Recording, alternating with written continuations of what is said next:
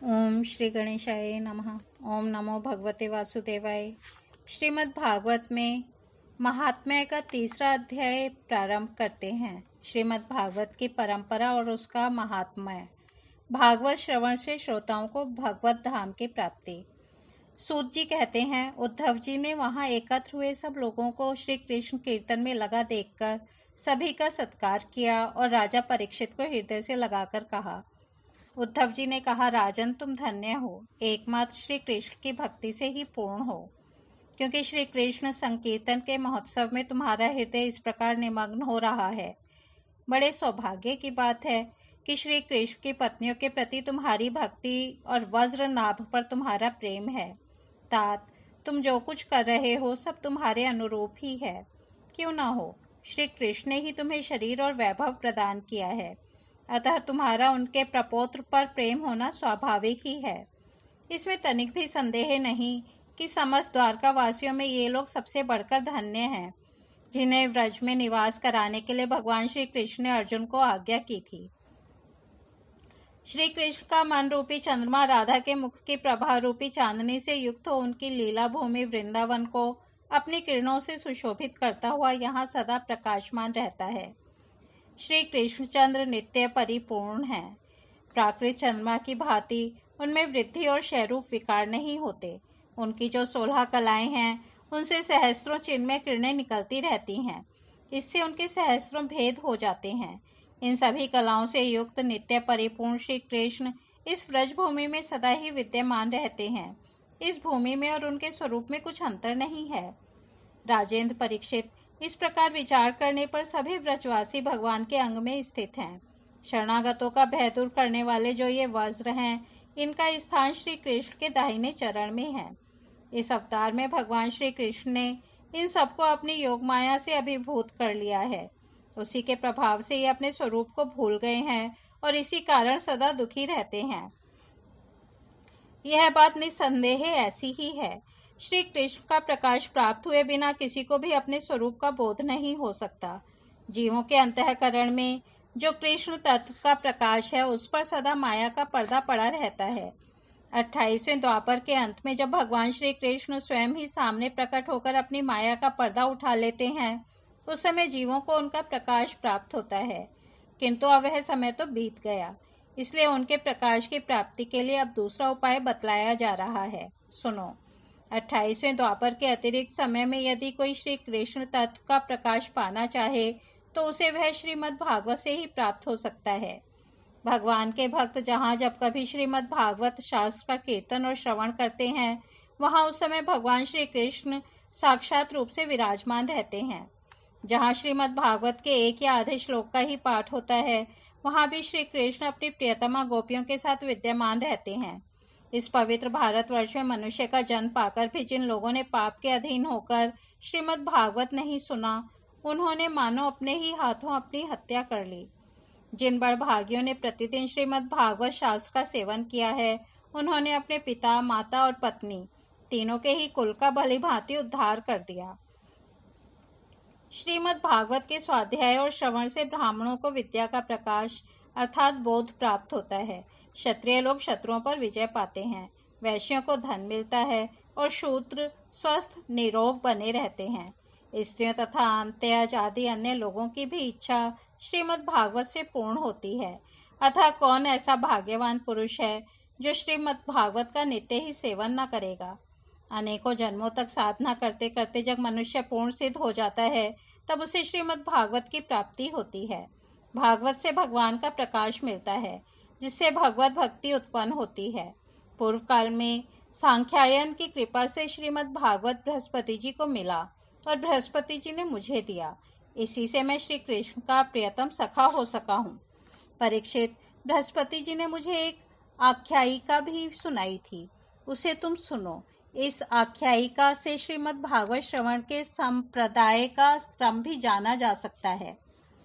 बृहस्पति जी ने कहा था, अपनी माया से पुरुष रूप धारण करने वाले भगवान श्री कृष्ण ने जब सृष्टि के लिए संकल्प किया, तब उनके दिव्य विग्रह से 3 पुरुष प्रकट हुए। इनमें रजोगुण की प्रधानता से ब्रह्मा, सत्वगुण की प्रधानता से विष्णु और तमोगुण की प्रधानता से रुद्र प्रकट हुए। भगवान ने इन तीनों को क्रमशः जगत की उत्पत्ति, पालन और संहार करने का अधिकार प्रदान किया। तब भगवान के नाभि कमल से उत्पन्न हुए ब्रह्मा जी ने उनसे अपना मनोभाव यूं प्रकट किया। ब्रह्मा जी ने कहा, परमात्मन, आप नार अर्थात जल में शयन करने के कारण नारायण नाम से प्रसिद्ध हैं। सबके आदि कारण होने से आदि पुरुष हैं। आपको नमस्कार है। प्रभु, आपने मुझे सृष्टि कर्म में लगाया है, मगर मुझे भय है कि सृष्टि काल में अत्यंत पापात्मा रजोगुण आपकी स्मृति में कहीं बाधा न डालने लग जाए। अतः कृपा करके ऐसी कोई बात बताएं जिससे आपकी याद बराबर बनी रहे।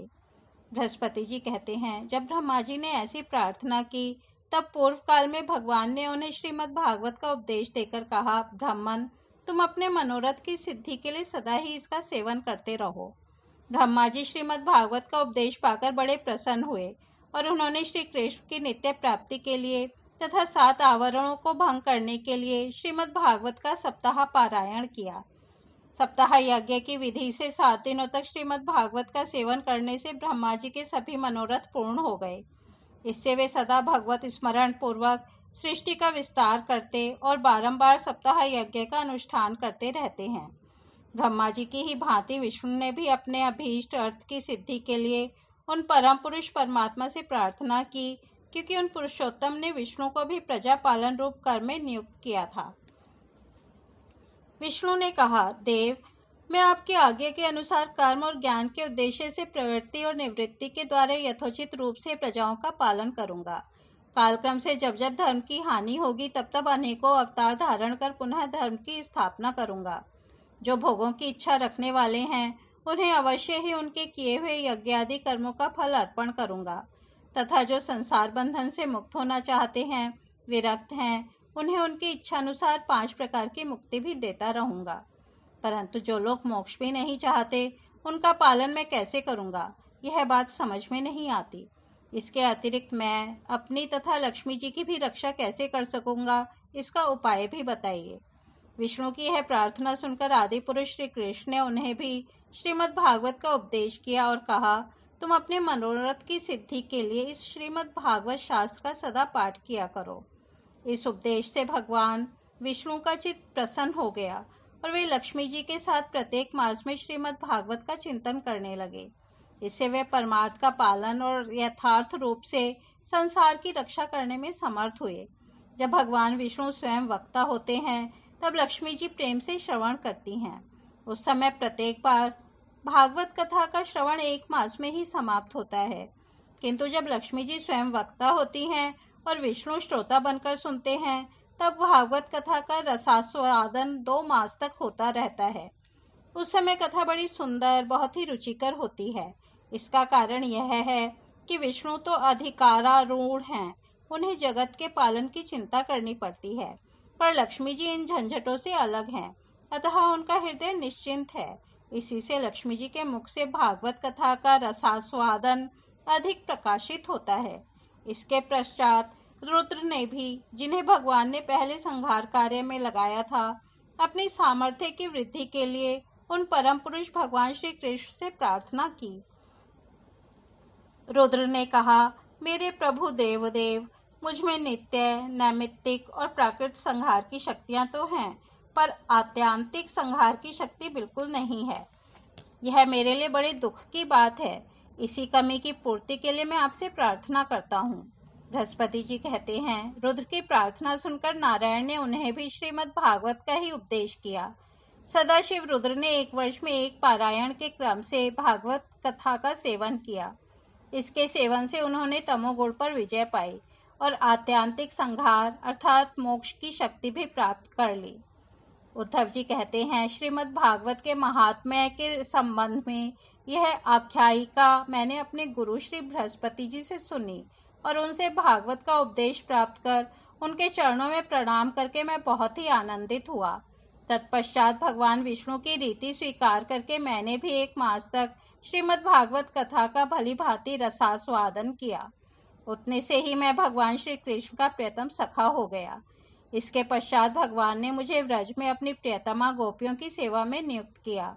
यद्यपि भगवान अपने लीला परिकरों के साथ नित्य विहार करते रहते हैं, इसलिए गोपियों का श्री कृष्ण से कभी वियोग नहीं होता। तथापि जो भ्रम से विरह वेदना का अनुभव कर रही थीं, उन गोपियों के प्रति भगवान ने मेरे मुख से भागवत का संदेश कहलाया। उस संदेश को अपनी बुद्धि के अनुसार ग्रहण कर गोपियां तुरंत ही विरह वेदना से मुक्त हो गईं। मैं भागवत के इस रहस्य को तो नहीं समझ सका, किंतु मैंने उसका चमत्कार प्रत्यक्ष देखा। इसके बाद समय के बाद जब ब्रह्मादि देवता आकर भगवान से अपने परम धाम में पधारने की प्रार्थना करके चले गए, उस समय पीपल के वृक्ष की जड़ के पास अपने सामने खड़े हुए मुझे भगवान ने श्रीमद् भागवत विषय का उस रहस्य का स्वयं ही उपदेश किया और मेरी बुद्धि में उसका दृढ़ निश्चय करा दिया। उसी के प्रभाव से मैं बद्रिकाश्रम में रहकर भी वहाँ व्रज की लीलाओं, लताओं और बेलों में निवास करता हूँ। उसी के बल से यहाँ नारद कुंड पर सदा स्वेच्छानुसार विराजमान रहता हूँ। भगवान के भक्तों को श्रीमद् भागवत के सेवन से श्री कृष्ण तत्व का प्रकाश प्राप्त हो सकता है। इस कारण यहाँ उपस्थित हुए इन सभी भक्तजनों के कार्य की सिद्धि के लिए मैं श्रीमद् भागवत का पाठ करूँगा, किंतु इस कार्य में तुम्हें ही सहायता करनी पड़ेगी। सूत जी कहते हैं, यह सुनकर राजा परीक्षित उद्धव जी को प्रणाम करके उनसे बोले। परीक्षित ने कहा, हरिदास उद्धव जी, आप निश्चिंत होकर श्रीमद् भागवत कथा का कीर्तन करें। इस कार्य में मुझे जिस प्रकार की सहायता करनी आवश्यक हो, उसके लिए आज्ञा दें। सूत जी कहते हैं, परीक्षित का यह वचन सुनकर उद्धव जी मन ही मन बहुत प्रसन्न हुए और बोले। उद्धव जी ने कहा, राजन, भगवान श्री कृष्ण ने जब तक इस पृथ्वी तल का परित्याग कर दिया है, तब से यहाँ अत्यंत बलवान कलयुग का प्रभुत्व हो गया है। जिस समय यह शुभ अनुष्ठान यहाँ आरंभ हो जाएगा, बलवान कलयुग अवश्य ही इसमें बहुत बड़ा विघ्न डालेगा। इसलिए तुम दिग्विजय के लिए जाओ और कलयुग को जीतकर अपने वश में करो। इधर मैं तुम्हारी सहायता से वैष्णवी रीति का सहारा लेकर 1 महीने तक यहाँ श्रीमद् भागवत कथा का रसास्वादन कराऊंगा और इस प्रकार भागवत कथा के रस का प्रसार करके इन सभी श्रोताओं को भगवान मधुसूदन के नित्य गोलोक धाम में पहुंचाऊंगा।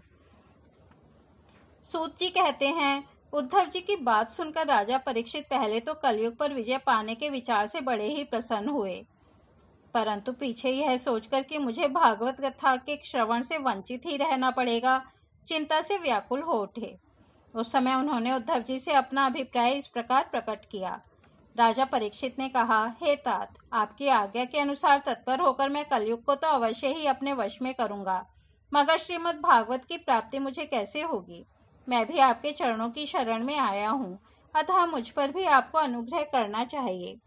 सूत जी कहते हैं, उनके इस वचन को सुनकर उद्धव जी पुनः बोले। उद्धव जी ने कहा, राजन, तुम्हें तो किसी भी बात के लिए किसी प्रकार की चिंता नहीं करनी चाहिए, क्योंकि इस भागवत शास्त्र के प्रधान अधिकारी तो तुम ही हो।